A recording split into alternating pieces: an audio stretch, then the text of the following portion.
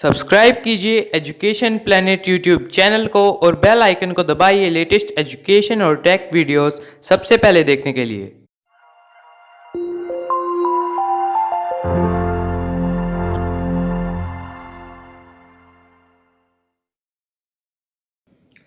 प्रिय विद्यार्थियों, स्वागत है आपका एजुकेशन प्लेनेट नोहर चैनल पर।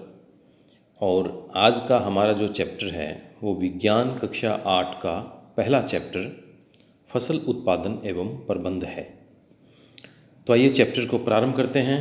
सबसे पहले जो इसकी हेडिंग है उसका हम अर्थ जान लेते हैं। पहला इसका जो शब्द है वो है फसल। फसल का मतलब होता है जब हम एक ही किस्म के पौधे लंबे चौड़े क्षेत्र में उगाते हैं तो उसको हम उसकी फसल कहते हैं।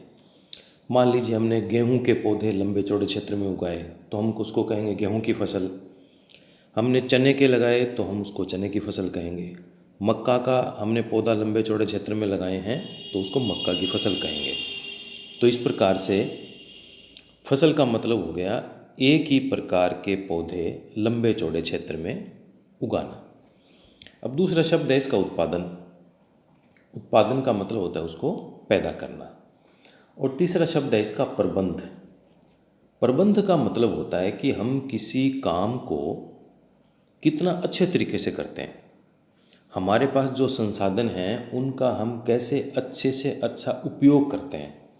तो फसल पहले पैदा करना, उसके बाद में उसका प्रबंध करना। अब प्रबंध करने में उसको भंडारण करके उसका रखना, फिर उसका वितरण करना, ये दोनों चीज़ें उसमें सम्मिलित हो जाएगी कि कितने अच्छे तरीके से हम उसका भंडारण करते हैं, उसको काम में लेते हैं, वो आएगा प्रबंध में। तो फसल उत्पादन एवं प्रबंध। तो आइए पाठ को प्रारंभ करते हैं। आप यह सब पहले से ही जानते हैं कि सभी सजीवों को भोजन की आवश्यकता होती है। अब सजीव, पादप भी सजीव होते हैं और जंतु भी सजीव होते हैं, लेकिन पादप अपना भोजन स्वयं बना सकते हैं। ये आपको बात ध्यान रखने वाली है। अब हरे पौधे अपना भोजन किस प्रकार से संश्लेषित करते हैं ये हमने पहले पढ़ा था कि प्रकाश संश्लेषण के द्वारा हरे पौधे अपना भोजन बनाते हैं। लेकिन मनुष्य सहित सभी जंतु भोजन बनाने में असमर्थ है। जो भोजन बनाने में असमर्थ है तो इसका मतलब वो भोजन के लिए किसी और पर निर्भर रहेंगे। तो अब भोजन के लिए वो किसी और पर निर्भर है, और जिस पर निर्भर है तो फिर वो पादप और दूसरे जंतु है, उनसे मनुष्य अपना भोजन प्राप्त करता है। लेकिन इसके साथ में एक बात यहाँ पर और उठती है कि हम भोजन ग्रहण क्यों करते हैं, हमें भोजन ग्रहण करने की आवश्यकता क्यों पड़ती है। इसका उत्तर होगा कि यदि हम भोजन ग्रहण नहीं करेंगे तो हमारे शरीर को ऊर्जा नहीं मिलेगी, और ऊर्जा नहीं मिलेगी तो हमारे शरीर के जो विभिन्न जैविक काम है, जैविक प्रक्रम है, जैसे पाचन, श्वसन करना, उत्सर्जन, ये काम हम नहीं कर पाएंगे। तो पाचन, श्वसन और उत्सर्जन, ये जो जैविक प्रक्रम है, इन कामों को करने के लिए हमें ऊर्जा चाहिए, और ऊर्जा प्राप्त करने के लिए हमें भोजन ग्रहण करने की आवश्यकता पड़ती है। और हम अपना भोजन पौधे और जंतुओं दोनों से प्राप्त करते हैं।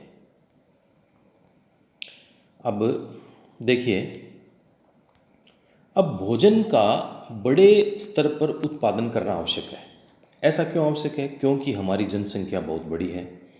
तो एक विशाल जनसंख्या को भोजन प्रदान करने के लिए इसका नियमित उत्पादन, उचित प्रबंधन और वितरण करना जरूरी है।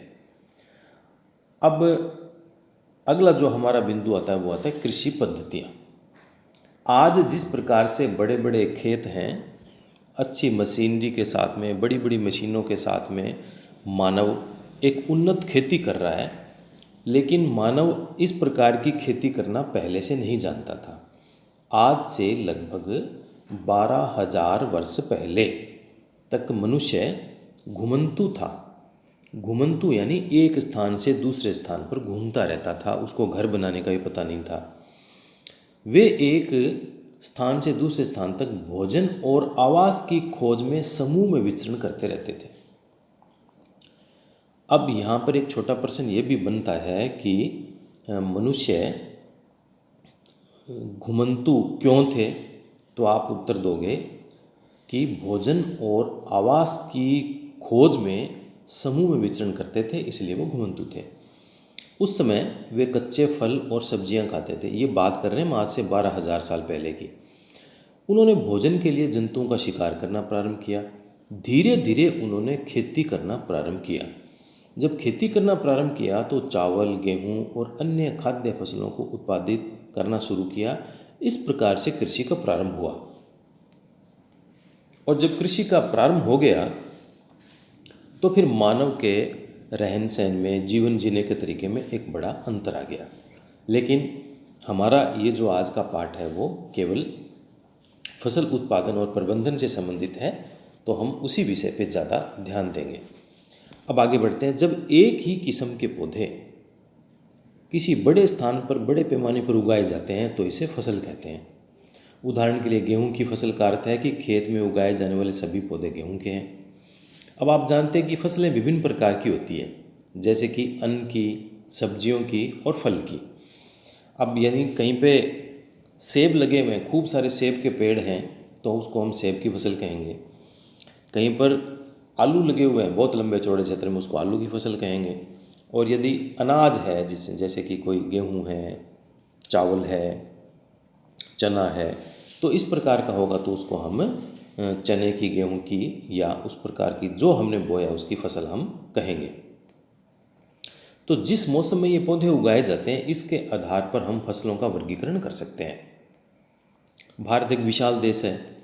अब यहाँ पर ताप, आर्द्रता और वर्षा जैसी जलवायु परिस्थितियाँ एक क्षेत्र से दूसरे क्षेत्र से भिन्न है। उत्तर से लेकर दक्षिण, पूर्व से लेकर पश्चिम तक भारत का यदि हम अवलोकन करते हैं तो यहाँ पे ताप, आर्द्रता और वर्षा, इन सभी परिस्थितियों में अंतर रहता है। इस अंतर के कारण से पूरे भारत में अलग अलग प्रकार का मौसम होता है और अलग अलग प्रकार की जलवायु के कारण से फसलों में विभिन्नता रहती है। अब ये जो विभिन्न प्रकार की फसलें उगाई जाती है, इस विविधता के बावजूद भी हम मोटे तौर पर फसलों को दो वर्गों में बांट सकते हैं। अब ये आपको याद रखना है। ये दो वर्ग कौन से होंगे? पहला है खरीफ और दूसरा है रबी। अब खरीफ की फसल में क्या आएगा? वह फसल जिन्हें वर्षा ऋतु में बोया जाता है खरीफ फसल कहलाती है। भारत में वर्षा सामान्यतः जून से सितंबर तक होती है, तो इसलिए जून से लेके सितंबर के बीच में खरीफ की फसल को बोया जाता है। अब इसमें फसलें होती है वो है धान यानी चावल, मक्का, सोयाबीन, मूंगफली, कपास इत्यादि। ये सारी की सारी खरीफ की फसलें हैं। अब इसमें यदि आप राजस्थान के संदर्भ में बात करेंगे तो फिर इसमें चना है वो इसके अंदर नहीं आएगा। इसमें ग्वार है और बाजरा है, वो इस दोनों में इसमें शामिल हो सकता है। इसके बाद में है रबी की फसल। अब रबी की फसल शीत ऋतु में उगाई जाती है, यानी अक्टूबर से मार्च तक। ये फसलें रबी की फसल कहलाती है। इसमें गेहूं, चना, मटर, सरसों, अलसी, ये सारे के सारे इसके उदाहरण हैं। इसके अलावा कई स्थानों पर दाल और सब्जियां भी ग्रीष्म ऋतु में उगाई जाती है।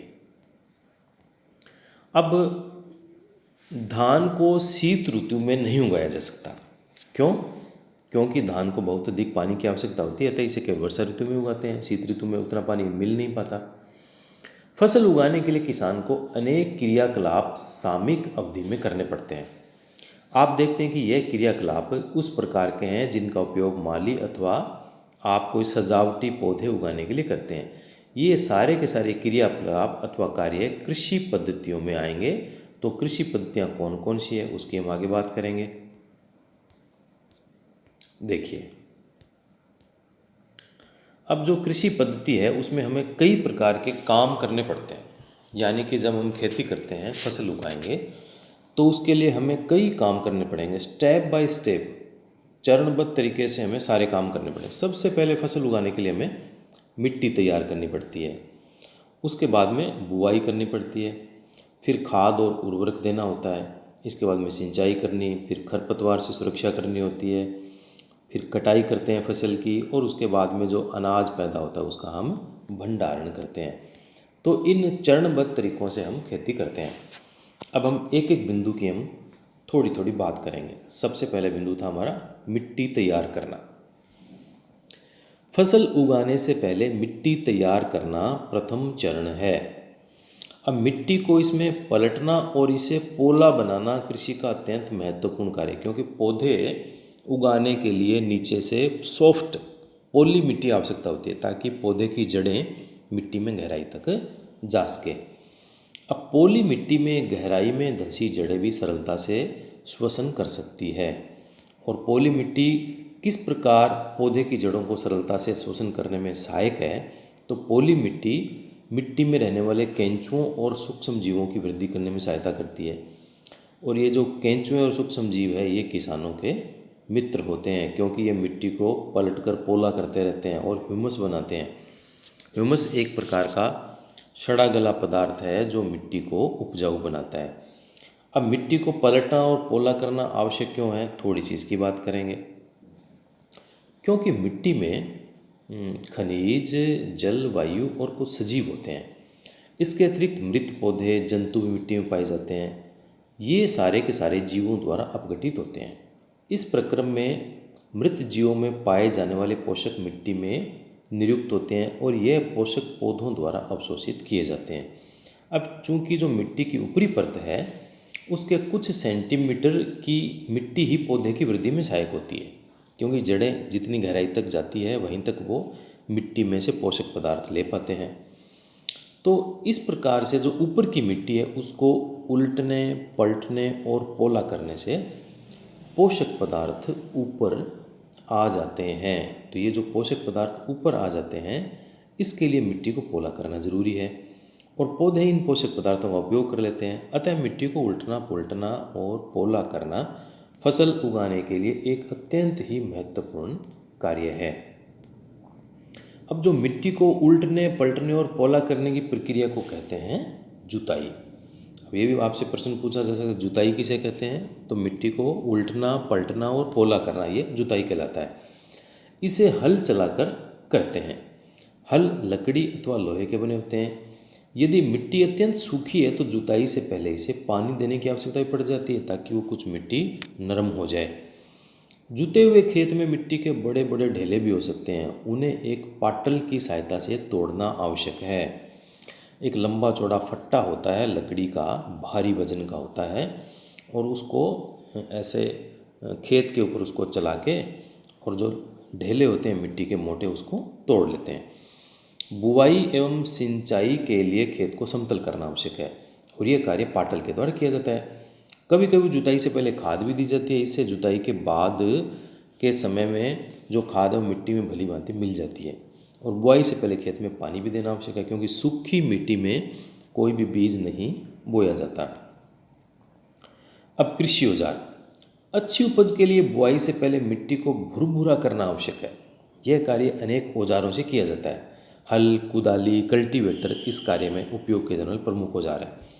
इस पाठ के अंत में जो औजार, इस पाठ में जितने भी औजार हैं, कुछ का वर्णन इसमें भी आ जाएगा, और किसी के चित्र इसमें नहीं आए तो वो इस चैप्टर के अंत में उन सब के चित्र अलग से आपको जोड़ के उसमें दिखा दिए जाएंगे।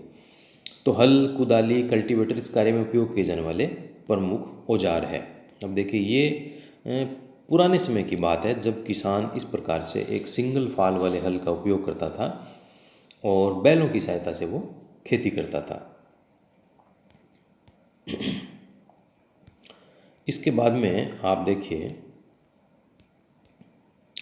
प्राचीन काल से हल का उपयोग जुताई, खाद, उर्वरक मिलाने, खरपतवार निकालने और मिट्टी के खुरचने के लिए किया जाता है। खुरचना कहते हैं ऊपर से कुछ की ऊपर उतारते हैं, उसको खुरचना कहा जाता है।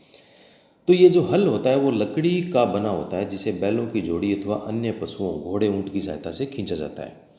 इसमें लोहे की मजबूत तिकोनी पत्ती होती है, जिसे फाल कहते हैं। अब ये भी आपको ध्यान रखना है, हल का फाल किसे कहते हैं? जो नीचे मजबूत तिकोनी पत्ती लगी रहती है, उसको फाल कहते हैं।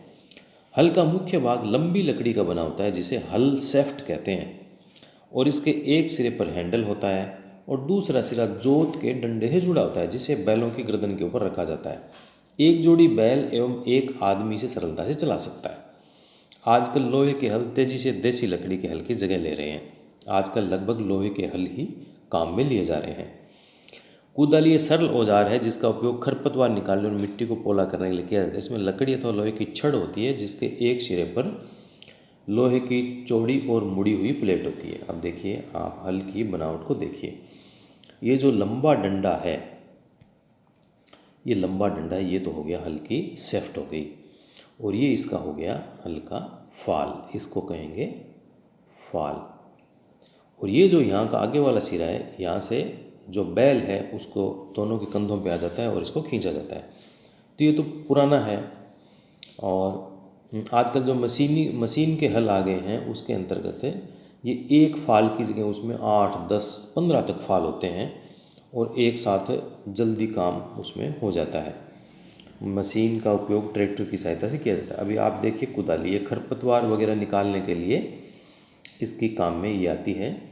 इसमें भी ये यहाँ पर आगे बैल इत्यादि या मनुष्य जो भी इसको खींचेगा वो उसके आगे आएगा। इसकी लंबी छड़ है, एक मुड़ी हुई प्लेट है, और यहाँ इसको हाथ से पकड़ा जाता है। ऐसे थोड़ा थोड़ा उसको जहाँ जहाँ से करना होता है इसको नीचे करते हैं, फिर जहाँ से उठाना है तो ये हैंडल होता है पकड़ने का, इस हैंडल से इसको हाथ से ऊंचा कर लिया जाता है। अब आगे है कल्टीवेटर। आजकल जुताई ट्रैक्टर द्वारा संचालित कल्टीवेटर से की जाती है। कल्टीवेटर के उपयोग से श्रम और समय दोनों की ही बचत होती है। तो इसका उपयोग होता है जमीन को पोला करने के लिए। अब इसमें देखिए 1, 2, 3, 4 लगभग 7, 8 इसमें ये फाल लगे हुए हैं और उसकी सहायता से काम जल्दी हो जाता है। अब बुआई फसल उत्पादन का सबसे महत्वपूर्ण चरण है, क्योंकि इसमें बीज को मिट्टी के अंदर डाला जाता है।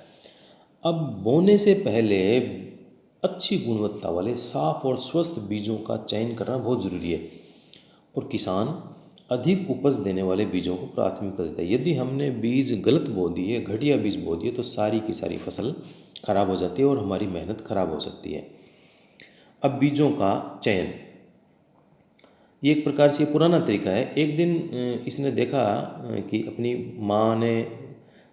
माँ को देखा कि माँ चने के कुछ बीज एक बर्तन में रखकर उसमें पानी डाल रही है। कुछ बीज कुछ मिनट के पश्चात कुछ बीज पानी के ऊपर तैरने लग गए, तो ये जो बीज हल्के बीज थे वो पानी के ऊपर तैरने लग गए। इस प्रकार से बीजों की छंटाई करने का एक ये तरीका है।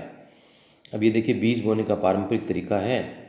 अब इसमें आप देखिए, ये जो यहाँ से ये हल है, ये हल ज़मीन के अंदर है और इसको बैल खींच रहे हैं। और ये जो यहाँ पे कीप की आपको आकृति दिखाई दे रही है, इसमें किसान बीज डाल रहा है। और ये इसके पास एक थैली है। ये क्या है? एक थैली है। थैली यानी एक बैग है, वो इसने आगे लटका रखा है, इसमें बीज है। तो यहाँ से अपनी थैली में से बीज हाथ से निकाल कर थोड़े थोड़े बीज में डालता रहता है। और जैसे जैसे हल आगे बढ़ता है, जितनी दूरी पे इनको बीज डालना है उस प्रकार से ये बीज इसमें डालते रहते हैं। अब आगे देखिए आप, ये है सीड ड्रिल। अब आजकल ये जो हमने ऊपर देखा था वो उसमें फाल लगा हुआ था जिसमें बीज डाले जा रहे थे, और इसमें एक साथ 1, 2, 3, 4, 5 इसमें 5 लगे हुए हैं। और इस प्रकार से एक साथ 5 हल का काम इसमें हो जाता है। तो ये सीड ड्रिल, ये मशीन है। आजकल बुआई के लिए ट्रैक्टर द्वारा संचालित सीड ड्रिल, सीड का अर्थ होता है यहाँ पे बीज, का उपयोग होता है। इसके द्वारा बीजों में समान दूरी एवं गहराई बनी रहती है, और यह सुनिश्चित करता है कि बुआई के बाद बीज मिट्टी द्वारा ढक दिया जाए।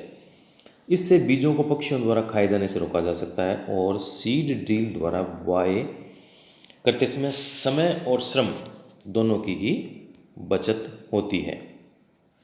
अब पौधों को अत्यधिक घने होने से रोकने के लिए बीजों के बीच उचित दूरी होना आवश्यक है। अब एक प्रश्न इसका और बन गया कि पौधों के बीज में बोते समय उनके बीच में दूरी रखना क्यों आवश्यक है? ताकि वो घने नहीं हो जाए। अगर पास पास में हो जाएंगे तो फिर उनकी वृद्धि अच्छी प्रकार से नहीं होती है। तो पौधों की अच्छी वृद्धि हो, इसके लिए उसके बीच में दूरी रखना आवश्यक है। अब और इसके अलावा पौधों को सूर्य का प्रकाश है, पोषक है, जल है, ये भी पर्याप्त मात्रा में उनको मिले, इसके लिए उनके बीच में दूरी रखनी जरूरी है। अगर बिल्कुल पास पास में हो जाएंगे तो उन पौधों को धूप नहीं मिल पाएगी, पोषक तत्व कम मिलेंगे और उन सभी पौधों की वृद्धि कमज़ोर रहेगी। अब इसके बाद में हमने बो दिया, बीज बो दिया, उसके बाद में खाद और उर्वरक मिलाना। तो अब खाद और उर्वरक कहते किसको हैं? तो वे पदार्थ जिन्हें मिट्टी में पोषक स्तर बनाए रखने के लिए मिलाया जाता है उन्हें खाद और उर्वरक कहते हैं। अब इसमें दो शब्द आ गए, देखिए, खाद और उर्वरक। तो खाद तो है प्राकृतिक, यानी कि कोई सड़ा गला पदार्थ है, कोई पत्ते हैं, कोई ह्यूमस है। ये जो सड़े गले पदार्थ हैं, गोबर है, उसको जो प्राकृतिक रूप से जो पोषक तत्व का स्तर बनाए रखने के लिए जो पदार्थ बनाएंगे, जिसको मिट्टी में मिलाते हैं, उसको तो कहेंगे खाद। और जिसको रासायनिक तरीके से फैक्ट्रियों में बनाया जाता है, फैक्ट्री में जिसका उत्पादन किया जाता है, वो कहलाते हैं उर्वरक। तो खाद और उर्वरक में जो मुख्य अंतर है कि खाद एक प्रकार से प्राकृतिक पदार्थों की होती है और उर्वरक ये रासायनिक और कृत्रिम पदार्थों का होता है। तो मिट्टी का पोषक स्तर बनाए रखने के लिए उसमें खाद और उर्वरक मिलाते हैं। अब ये भी प्रश्न पूछ सकते हैं कि मिट्टी में खाद और उर्वरक क्यों मिलाते हैं?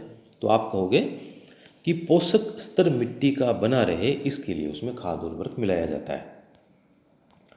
अब मिट्टी फसल को खनिज पदार्थ प्रदान करती है और ये जो पोषक है वो पौधों की वृद्धि के लिए आवश्यक है, बहुत ज़रूरी है। कुछ क्षेत्रों में किसान खेत में एक के बाद दूसरी फसल उगाता रहता है, खेत कभी भी खाली नहीं छोड़े जाते। अब ऐसे में क्या होगा, जो मिट्टी में पोषक तत्व हैं वो कम हो जाएंगे। तो फसलों के लगातार उगाने से मिट्टी में कुछ पोषकों की कमी हो जाती है। इस कमी को, इस क्षति को पूरा करने के लिए किसान खेतों में खाद देते हैं और यह प्रक्रम खाद देना कहलाता है। अपर्याप्त खाद देने से पौधे कमज़ोर हो जाते हैं, उनकी वृद्धि और उनका विकास उतना नहीं होता। अब खाद एक कार्बनिक यानी जैविक पदार्थ है जो कि पौधों या जंतु अपशिष्ट से प्राप्त होता है।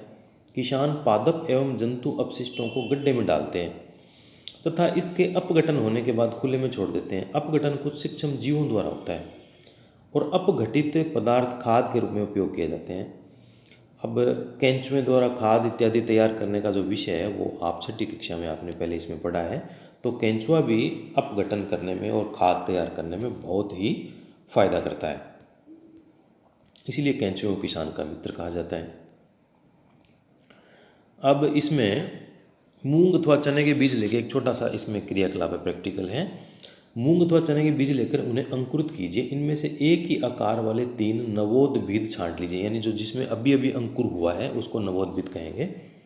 अब 3 गिलास अथवा ऐसे पात्र लीजिए जिन पर ABC निशान लगाइए। गिलास A में थोड़ी सी मिट्टी लेकर उसमें थोड़ी सी गोबर की खाद मिला देंगे। गिलास B में समान मात्रा मिट्टी में थोड़ा सा यूरिया मिलाएंगे और गिलास C में कुछ मिट्टी लेंगे और बिना कुछ मिलाए उसको हम रख देंगे। अब उसमें पानी की समान मात्रा डालकर सुरक्षित स्थान पर रख देंगे और प्रतिदिन पानी देते रहेंगे। 7 से 10 दिन के बाद में जब हम जांच करेंगे तो हमें पता लगेगा कि जिसमें हमने खाद नहीं दी थी उसकी तो वृद्धि होगी कम, इसमें चित्र में आपको दिखाई दे रहा है, और जिसमें हमने प्राकृतिक खाद दी थी उसकी वृद्धि कुछ हुई है। मान लीजिए उसको हम वृद्धि को देते हैं कि वो 70% हुई है, और जिसमें हमने उर्वरक दिया था यानी रासायनिक खाद दी थी वो देखिए उसकी वृद्धि सबसे ज़्यादा है, तो इसको हम कहेंगे 100%।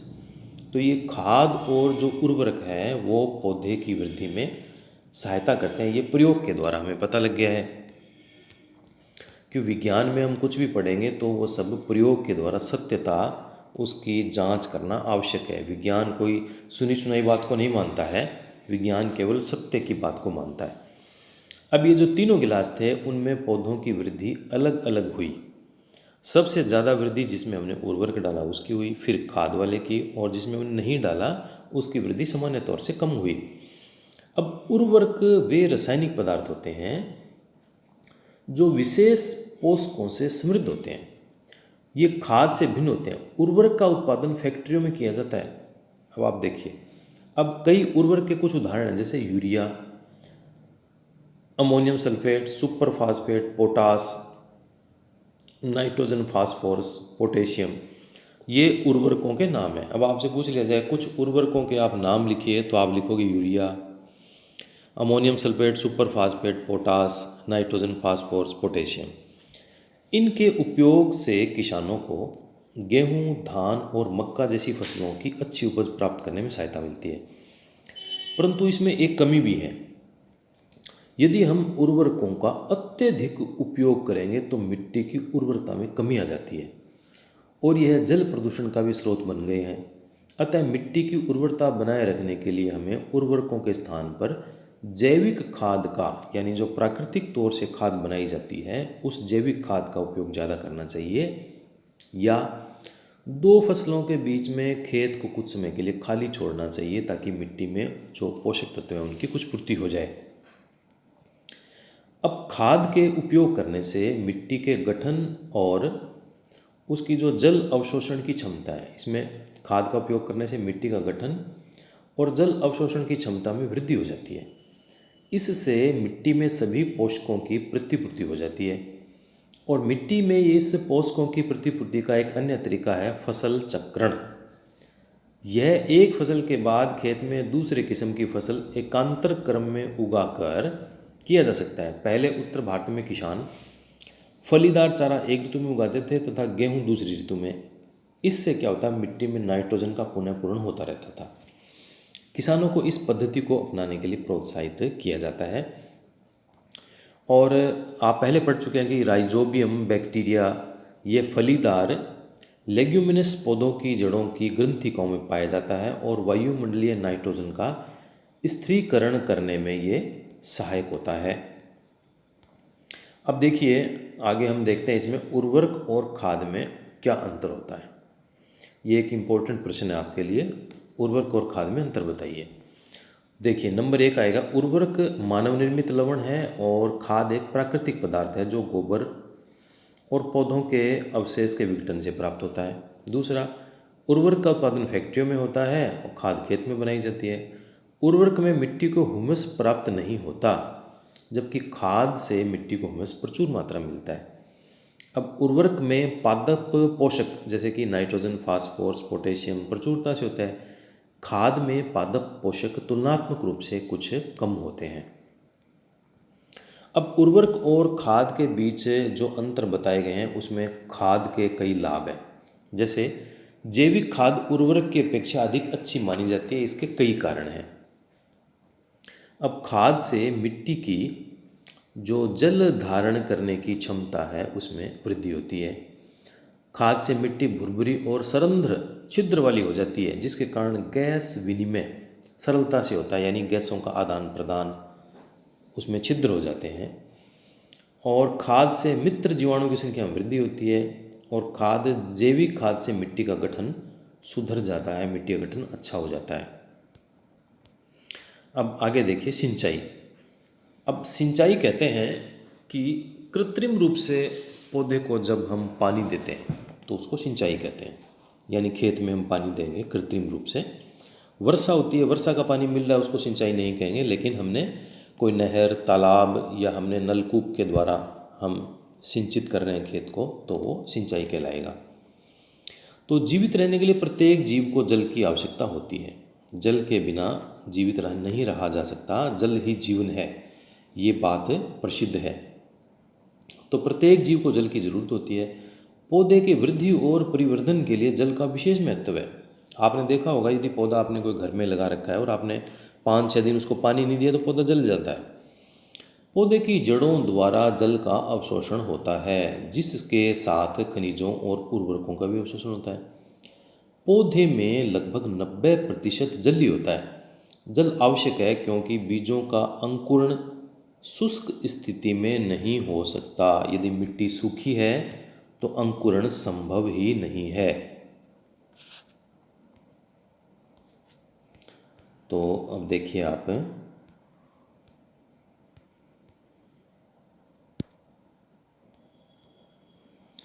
जल में घुले हुए जो पोषक है उसका स्थानांतरण पौधे के प्रत्येक भाग में होता है और यह फसल को पाले और गर्म हवा से उसकी रक्षा करता है। यानी जब जल पूरे पौधे में होगा तो पाला, पाला यानी ठंड और गर्म हवा से उसकी रक्षा करता है। स्वस्थ फसल वृद्धि के लिए मिट्टी की नमी को बनाए रखना खेत में नियमित रूप से जल देना जरूरी है।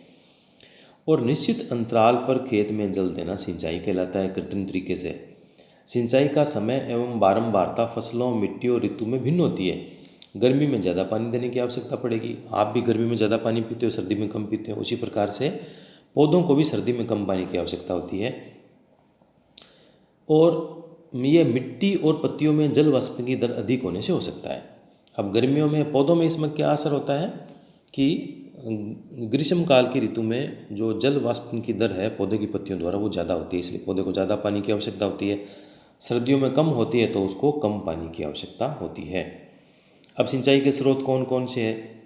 जैसे कुएँ, नलकूप और तालाब, झील, नदियाँ, बांध, नहर, ये जल के स्रोत हैं जिनसे सिंचाई की जाती है। अब देखिए ये कुएँ के द्वारा, अब ये मोट एक प्रकार का ये प्राचीन तरीका है सिंचाई का। इसमें रस्सी की सहायता से कुएँ में से पानी खींचा जाता है और ये बहुत ही अत्यधिक श्रम का कार्य है। अब इसमें एक एक करके इस प्रकार से कितना पानी दिया जा सकता है आप अंदाज़ा लगाइए। तो एकदम छोटे क्षेत्र में अगर करना है तो ये संभव है। आजकल इस प्रकार के तरीकों का उपयोग नहीं होता है। आजकल बिजली की मोटर है इत्यादि है, उसके द्वारा पानी का उपयोग होता है। अब ये देखिए चैन पंप,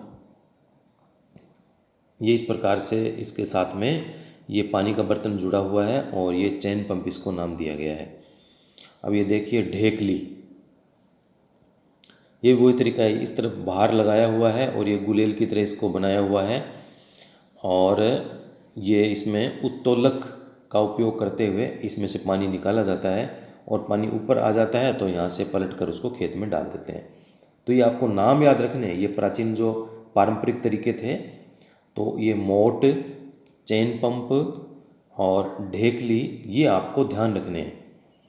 अब सिंचाई के जो पारंपरिक तरीके, देखिए प्रश्न भी इसमें आ गया है, सिंचाई के पारंपरिक तरीके कौन से थे, तो आपको याद रखना पड़ेगा इसमें। कुओं, झीलों और नहरों में उपलब्ध जल को निकाल कर खेतों तक पहुंचाने के तरीके विभिन्न क्षेत्रों में भिन्न भिन्न हैं। अब मवेशी हो गए जानवर, मवेशी अथवा मजदूर इन विधियों में इस्तेमाल किए जाते हैं। अतः ये सस्ते हैं परंतु कम दक्ष है, लाभ इसमें कम होता है। विभिन्न पारंपरिक तरीके जो हैं वो देखिए आप, मोट यानी घिरनी, चैन पंप, ढेकली, रहट। ये रहट में जो जानवर है जैसे बैल हो सकता है या भैंसा हो सकता है, वो उसको घुमाएगा और वहाँ से वो एक प्रकार से डिब्बे की सहायता से पानी बार बार उसमें से निकलता रहता है। तो मोट, चैन पंप, ढेकली और रहट ये पारंपरिक तरीके हैं, ये आपको ध्यान में रखना है। आगे बढ़िए, देखिए सिंचाई की आधुनिक विधियाँ। अब सिंचाई की जो आधुनिक विधियाँ हैं जिसका हम आज प्रयोग करते हैं, इसमें जल का उपयोग मितव्ययता से कर सकते हैं, यानी जल का कम से कम जल का उपयोग करते हुए हम फसल का उत्पादन कर सकते हैं। और इसकी जो मुख्य विधियां हैं वो निम्न प्रकार से। पहला है छिड़काव तंत्र, इसको कहते हैं स्प्रिंकलर सिस्टम। आपने देखा होगा बड़े बड़े मैदानों में जो दूर दूर से पानी एक फव्वारे के रूप में गिरता रहता है और बीच बीच में से उसमें वो फव्वारा कट होता रहता है, लगातार पानी नहीं गिरता है। तो इस विधि का उपयोग असमतल भूमि के लिए किया जा सकता है। इसमें पाइपों के द्वारा, पाइप ऊपर नीचे कहीं भी जा सकता है और खेत में पूरे में पानी दिया जा सकता है। तो जहाँ पर जल कम मात्रा में उपलब्ध है तो ऊर्ध्व पाइपों के ऊपरी सिरों पर घूमने वाले नोजल लगे रहते हैं और ये पाइप निश्चित दूरी पर कुछ मुख्य पाइप से जुड़े होते हैं। जब पंप की सहायता से जल मुख्य पाइप में भेजा जाता है तो वह घूमते हुए नोजल से बाहर निकलता है और इसका छिड़काव पौधों पर इस प्रकार होता है जैसे वर्षा हो रही है। तो ये छिड़काव इस प्रकार का लॉन, कॉफ़ी के खेत, जो घास के मैदान है, फुटबॉल क्रिकेट वगैरह के मैदान है, उसमें इसका उपयोग किया जाता है। और दूसरा है ड्रिप तंत्र। इस विधि में जल बूंद बूंद करके सीधे पौधों की जड़ों में गिरता है, तो ड्रिप तंत्र बहुत ही उपयोगी है। अब ये आप देखिए, ये ड्रिप तंत्र है। अब इस प्रकार से ये कुएं के ऊपर ये पानी की यहाँ पे मोटर लगी हुई है, ये पानी की मोटर लगी है और देखिए ये पानी का जो पाइप है, इस पाइप के द्वारा, और ये पौधों के पास में ऐसे लंबे पाइप के द्वारा। अब यहाँ जहाँ जहाँ पौधे हैं वहाँ वहाँ इनमें पाइप में छेद किए हुए हैं, जहाँ जहाँ पौधे हैं वहाँ वहाँ पाइप में छेद है, तो उसमें से बूंद बूंद करके थोड़ा थोड़ा पानी पौधे के बिल्कुल जड़ के पास ही वो गिरता रहता है और सीधा पानी पौधे को मिलता है। इसमें पानी का अत्यधिक उपयोग होता है, पानी बिल्कुल भी बेकार इसमें नहीं जाता है। तो ये जो ड्रिप तंत्र है इसका उपयोग फलदार पौधे, बगीचों एवं वृक्षों को पानी देने का ये सर्वोत्तम तरीका है। इससे पौधे को बूंद बूंद करके जल प्राप्त होता है। इस विधि में जल बिल्कुल भी व्यर्थ नहीं जाता, बेकार नहीं जाता। अतः यह जल की कमी वाले क्षेत्रों के लिए वरदान है और वहाँ ये सबसे अच्छा तरीका है। आगे देखिए, खेत में खरपतवार से भी सुरक्षा करनी पड़ती है। अब खरपतवार क्या होती है कि मान लीजिए हमने खेत तो तैयार किया है गेहूं का, चने का, तो हमने गेहूं और चने के बीज बोए। जो हमने बीज बोए उससे उसके गेहूं या चने के पौधे उगे। लेकिन खेत में कुछ ऐसे पौधे होते हैं जो हमने उगाए नहीं हैं, वो अपने आप ही उग जाते हैं। वो अपने आप उगे हुए पौधे भी खेत की नमी को ग्रहण करते रहते हैं और जो मुख्य फसल है उसके पौधों को नुकसान पहुंचाते हैं। तो ये जो अपने आप ही जो पौधे उग जाते हैं खेत में, यानी खेत में कई अन्य अवांछित पौधे, यानी जिसकी हमने इच्छा नहीं की थी, वो प्राकृतिक रूप से फसल के साथ उग जाते हैं, उसको हम उगाते नहीं हैं। इन अवांछित पौधों को खरपतवार कहते हैं और खरपतवार हटाने को निराई कहते हैं। तो यहाँ दो इम्पोर्टेंट प्रश्न बन गए, खरपतवार किसे कहते हैं और निराई किसे कहते हैं। तो अवांछित पौधे जो प्राकृतिक रूप से फसल के साथ उग जाते हैं तो उन्हें तो खरपतवार कहेंगे, और खरपतवार हटाने की जो प्रक्रिया है उसको निराई कहेंगे। अब निराई बहुत आवश्यक है क्योंकि खरपतवार जल, पोषक, जगह और प्रकाश की स्पर्धा करके फसल की वृद्धि पर प्रभाव डालती है। कुछ खरपतवार कटाई में भी बाधा डालती है तथा कुछ मनुष्य और पशुओं के लिए विषैली भी हो सकती है। खरपतवार को हटाने और उनकी वृद्धि को नियंत्रित करने के लिए किसान विभिन्न तरीके अपनाता है। फसल उगाने से पहले खेत जोतने से खरपतवार उखाड़ने और हटाने में सहायता मिलती है। इससे खरपतवार के पौधे सूख कर मर जाते हैं और मिट्टी में मिल जाते हैं। खरपतवार हटाने का सर्वोत्तम समय उनमें पुष्पण और बीज बनने से पहले का होता है। यदि खरपतवार के पौधे उग गए और उसमें बीज बन गया तो फिर वो बीजों से फिर खरपतवार के नए पौधे बन जाते हैं, इसलिए बीज बनने से पहले उसको मिटा देना चाहिए। अब खरपतवार के जो पौधे होते हैं उनको हाथ से जड़ सहित उखाड़कर अथवा भूमि के निकट से काटकर समय समय पर हटा दिया जाता है। यह कार्य खुरपी या हैरो की सहायता से किया जाता है। खुरपी एक छोटा सा यंत्र होता है, जिस प्रकार से आपने देखा जो मकान बनाने वाले मिस्त्री होते हैं वो जिस करनी का उपयोग करते हैं तो उसी प्रकार का होता है। उसका थोड़ा सा आगे से डिज़ाइन अलग होता है। तो ये खुरपी की सहायता से या ज़मीन के निकट से काट के या जड़ सहित उसको खरपतवार को उखाड़ कर उसका हम निराकरण कर सकते हैं। इसके अलावा रसायनों के उपयोग से भी खरपतवार नियंत्रण किया जाता है। तो जिन रसायनों का उपयोग हम खरपतवार नियंत्रण के लिए करते हैं उन्हें खरपतवारनाशी कहते हैं, जैसे 2,4-D इनके नाम है। खेतों में इनका छिड़काव किया जाता है जिससे खरपतवार के पौधे मर जाते हैं, परंतु फसल को कोई हानि नहीं होती। खरपतवारनाशी को जल में आवश्यकता अनुसार मिलाकर स्प्रेयर यानी फुहारे की सहायता से खेत में छिड़काव करते हैं। देखिए ये खरपतवारनाशी का उपयोग कर रहे हैं ये किसान ने। अब इसमें मुंह पे मास्क लगाना ज़रूरी है क्योंकि ये मनुष्य को भी नुकसान पहुंचा सकता है। तो इस प्रकार छिड़काव करके और खरपतवार को इससे मिटाया जाता है। खरपतवारनाशी का प्रभाव इसको छिड़कने वाले व्यक्ति पर भी पड़ता है क्या? हाँ, उस व्यक्ति पर भी पड़ता है। इसके लिए उसने मास्क लगा रखा है और ध्यान रखना चाहिए। खरपतवार की वृद्धि के समय और पुष्पण और बीज बनने के पहले ही खरपतवारनाशी का छिड़काव करते हैं। खरपतवारनाशी के छिड़काव से किसान के स्वास्थ्य पर प्रभाव पड़ सकता है, अतः इन रसायनों का प्रयोग सावधानीपूर्वक करना चाहिए। छिड़काव करते समय उन्हें अपना मुंह एवं नाक कपड़े से ढक लेनी चाहिए। इसके बाद में आता है फसल की कटाई का एक महत्वपूर्ण कार्य है। फसल पक जाने के बाद इसे काटना कटाई कहलाता है। कटाई के दौरान या तो पौधे को जड़ से खींचकर उखाड़ लेते हैं अथवा उसे धरातल के पास से काट लेते हैं। एक अनाज फसल को पकने में लगभग 3 से 4 महीने का समय लगता है। अब हमारे देश में दरांती की सहायता से हाथ के द्वारा कटाई की जाती है। अब ये दरांती है, देखिए इस प्रकार से तिरछेकार में होती है और फसल को यहाँ से काट देते हैं। या तो दरांती के साथ या एक मशीन का उपयोग किया जाता है जिसे हार्वेस्टर कहते हैं। फसल से बीजों दानों को भूसे से अलग करना होता है, इसे थ्रेशिंग कहते हैं। हमने फसल को काट लिया तो दरांती की सहायता से हाथ से काट सकते हैं, या मशीन का उपयोग करेंगे तो हार्वेस्टर उससे काटेंगे, कंबाइन से भी काटा जाता है। और इसके बाद में इसको दानों को भूसे से अलग करना होता है, इसे कहते हैं थ्रेशिंग। और कई जगह इसको थ्रेशर भी कहते हैं। तो थ्रेशिंग इसका मशीन है। तो ये कार्य कंबाइन मशीन की तरह ही होता है। अब देखिए, वास्तव में हार्वेस्टर और थ्रेशर का संयुक्त रूप है जो कंबाइन होती है, यानी कि वो काट भी देगा फसल को और उसमें से दाना भी अलग कर देगा। तो दोनों काम करने वाली मशीन तो कंबाइन है। और जो हार्वेस्टर है वो केवल काटेगा और थ्रेशर केवल भूसे में से दाना अलग करेगा। तो छोटे खेत वाले जो किसान हैं वो अनाज के दानों को फटक कर उसको अलग करते हैं, जिसको कहा जाता है विनोइंग।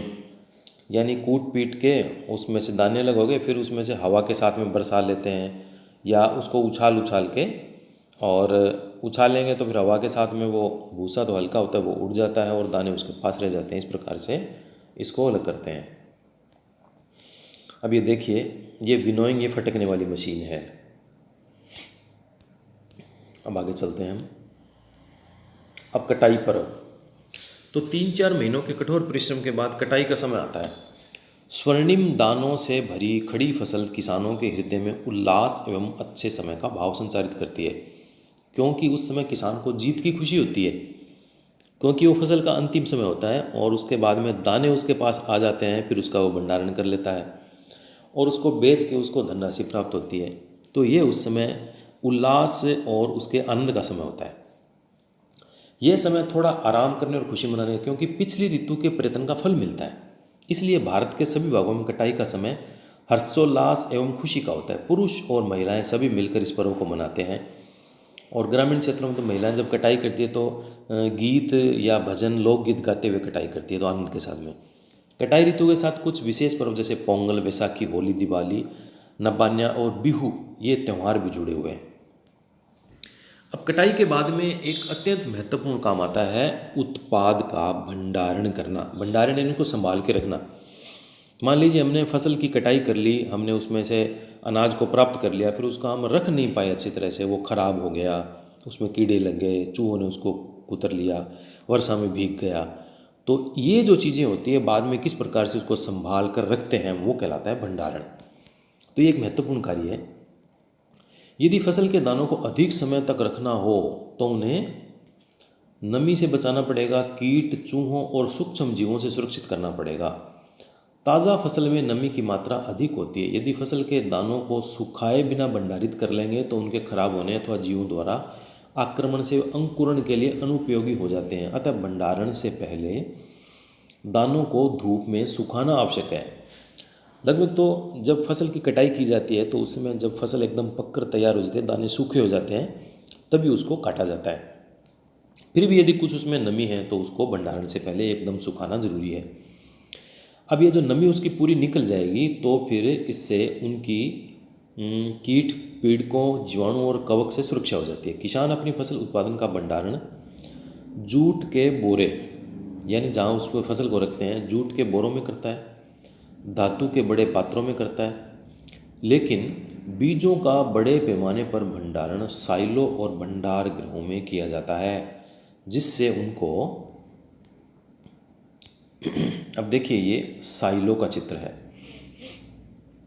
ये भंडारण करने की एकदम नवीन तकनीक है। ये बड़े ऊंचे ऊंचे एक प्रकार के बर्तन होते हैं, गोल आकार के होते हैं, बड़े बड़े ऊंचे होते हैं। और उसमें जैसे ही फसल की कटाई की है तो फिर उसमें उसको डाल दिया जाता है अनाज को। तो इसमें सफाई भी अपने आप ही उसमें सिस्टम लगा रहता है, कंप्यूटराइज्ड एक तरीका होता है।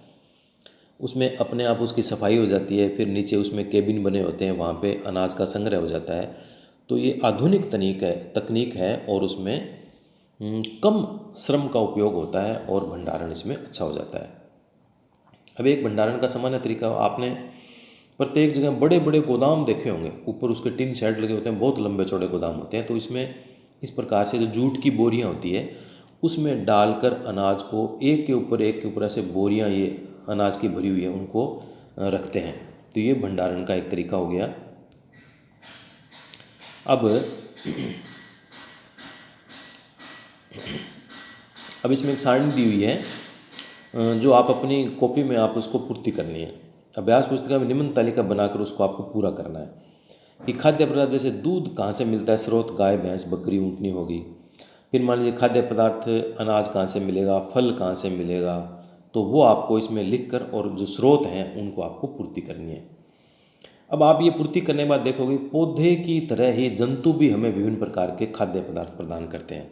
पौधे से तो मिलता ही है, हमें अनाज मिलता है, फल मिलता है। समुद्र के तटीय क्षेत्रों में रहने वाले लोग मछली का मुख्य आहार के रूप में उपयोग करते हैं। हमने सीखा कि फसल उत्पादन के विभिन्न चरण हैं, बीज का चयन करना, बुआई करना। इसी प्रकार घरों में तो फार्म पर पालने वाले पालतू पशुओं को उचित भोजन, आवास और देखभाल की आवश्यकता होती है, और जब यह बड़े पैमाने पर किया जाता है तो उसे पशुपालन कहा जाता है। यदि आपने घर पे एक गाय को पाल रखा है तो पशुपालन नहीं कहलाएगा, वो गोपालन कहलाएगा, वो एक पालतू पशु का पालन है। लेकिन यदि हमने 10 गाय पाल रखी है, हमने 20 गाय पाल रखी है, कई भैंसें पाल रखी है, तो एक व्यावसायिक तौर पे जब हम उनको उपयोग के लिए पालन करते हैं तो वो एक पशुपालन के रूप में हमारे सामने आता है। अब जो भंडारण गृहों में एक विषय इसमें रह गया था कि जब हम किस प्रकार से अनाज को सुरक्षित रखेंगे, तो इसके लिए भी नीम की सूखी पत्ती है, ये घरों में अनाज के भंडारण में उपयोग प्राचीन काल से की जाती है। और बड़े भंडार गृहों में अनाज को पीड़कों एवं सूक्ष्म जीवों से सुरक्षित रखने के लिए रासायनिक उपचार भी किया जाता है। कई प्रकार के केमिकलों का उपयोग किया जाता है ताकि लंबे समय तक वो वहाँ पे रहे। अब एक बार फिर से हम इस पाठ का हमने क्या सीखा है उसकी बात करते हैं, और फिर इसके बाद में इस पाठ में कोई जो उपकरण आए थे, कोई बेलचा है और कोई कुदाली है, उसका हम चित्र इसके साथ में जोड़ के, और फिर इसका जो नेक्स्ट वीडियो आएगा उसमें हम प्रश्न उत्तर इस पाठ के करेंगे। तो एक बार समरी के तौर पे हम देखते हैं इस पाठ में हमने क्या सीखा। तो हमने इस पाठ में सीखा अपनी बढ़ती हुई जनसंख्या को भोजन प्रदान करने के लिए हमें विशिष्ट कृषि पद्धतियों को अपनाना होता है, और किसी स्थान पर उगाए जाने वाले एक ही प्रकार के पौधों को फसल कहते हैं।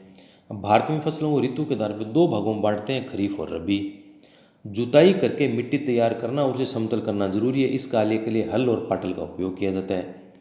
बीजों को उचित गहराई पर बोना और उनके बीच उचित दूरी रखना अच्छी उपज के लिए जरूरी है, और बीजों की अच्छी किस्म का चयन करके स्वस्थ बीजों को बोया जाता है।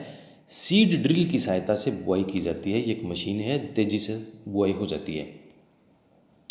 और मिट्टी में पोषकों की समृद्धि और पुनः पूर्ति की आवश्यकता होती है, जिसे कार्बनिक खाद और उर्वरक के उपयोग से पूरा किया जाता है। फसलों की नई किस्मों के आने से रासायनिक उर्वरकों के उपयोग में वृद्धि हुई है।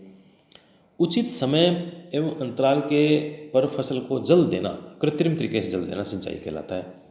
और सिंचाई में अवांछित और बिना उगाए पौधों को हटाया जाता है, जिसे खरपतवार कहते हैं, और हटाने की क्रिया को निराई कहते हैं। कटाई का अर्थ है पकी हुई फसल को हाथ या मशीन से काटना। दानों को भूसे से अलग करना थ्रेशिंग कहलाता है। बीजों को पीड़कों और सूक्ष्म जीवों से संरक्षित करने के लिए उचित भंडारण जरूरी है, और पशुओं को पालकर भी खाद्य पदार्थ प्राप्त किए जा सकते हैं, इसे पशुपालन कहते हैं। तो हमने एक बहुत ही उपयोगी पाठ हमने पढ़ा, और फसल का उत्पादन और प्रबंधन। तो निश्चित रूप से आपने इस पाठ को अच्छी तरह समझा होगा। एक बहुत ही उपयोगी पाठ है और एक व्यवहारिक पाठ है जो हमारे जीवन में काम आने वाला है, क्योंकि हमारी विशाल जनसंख्या का पेट भरने के लिए हमें अनाज का एकदम सही उपयोग करना चाहिए। भोजन को बेकार नहीं करना चाहिए, भोजन को जूठा नहीं छोड़ना चाहिए। इन सब बातों का ध्यान रखेंगे तो हम भी हमारे देश के विकास में योगदान दे सकेंगे। तो ये देखिए आपके सामने अभी जो एक उपकरण दिखाई दे रहा है, इसको हम बेलचा कहते हैं। अब इसमें जो इसका जो आगे का हिस्सा है, जहाँ पे मिट्टी वगैरह डाल के उसको हटाने का काम आता है, ये इसका हैंडल है, और ये पीछे से ये हिस्सा जिसका पकड़ने के लिए काम में आता है। तो इस उपकरण को हम कहते हैं बेलचा। अब एक और उपकरण देखिए आप, ये जैसे पाठ में पहले आई थी, ये दरांती है। और इसको फसल की कटाई जब हाथ से करते हैं तो ये काम में आती है। और एक उपकरण का इसमें सामने नाम आया था हमारे, खुरपा या खुरपी। तो ये देखिए इस प्रकार का, ये पीछे जो लकड़ी का हैंडल लगा हुआ है, यहाँ से इसको पकड़ा जाता है और आगे से ये खरपतवार वगैरह निकालने और छोटे मोटे पौधों को हम जब निकालते हैं तो इसका उपयोग किया जाता है।